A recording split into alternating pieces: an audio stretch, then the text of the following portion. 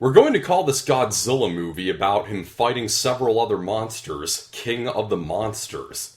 Is this the most spoilerific title since Free Willy? Godzilla, King of the Monsters is the follow-up to the 2014 Godzilla movie from Gareth Edwards. 5 years after the heroic monster vanished into the Pacific Ocean, the agency Monarch is scouring the planet for any sign of other kaiju within the Earth. While the debate goes on of what should be done with them, and while Monarch faces a rival organization of eco-terrorists, Godzilla emerges from the seas again to fight off a slew of other monsters, including his ultimate match, King Ghidorah. The first Godzilla movie in this new monsterverse I didn't care for much. It had two good scenes, the sequence on the train trestle and the final fight in San Francisco. But otherwise I found it boring, largely due to the lack of Godzilla's presence, and there were parts that were too cliched for my taste. I enjoyed King of the Monsters significantly more. It is exponentially better in some categories, although in other aspects it's exponentially worse. I'll start with how it's an improvement. The first movie on two occasions cut away from the battle between Godzilla and the Mutos just as it was getting started.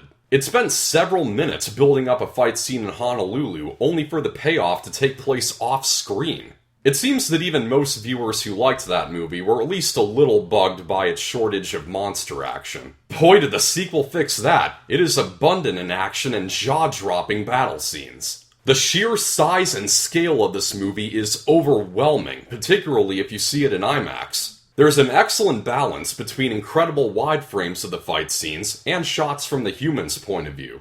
When a winged monster emerges from a volcano, you feel the danger that's ahead when it's a shot from inside the cockpit of an approaching helicopter. It can be hard for disaster movies with such a mammoth scale to not result in chaotic incoherence with no feel for such high stakes. Independence Day Resurgence felt that way at times. But King of the Monsters pulled it off spectacularly well. The problem is the reason for why Monarch is so adamant about getting these creatures to fight, in human civilization no less. They say that the monsters are the balance we need because humans are the true virus killing the planet. Not only is it preachy, it's incredibly stupid. We see this time-lapse video of the desolation left in San Francisco becoming covered in plant life, demonstrating that the radiation given off by the monsters is restoring parts of the Earth to its natural state.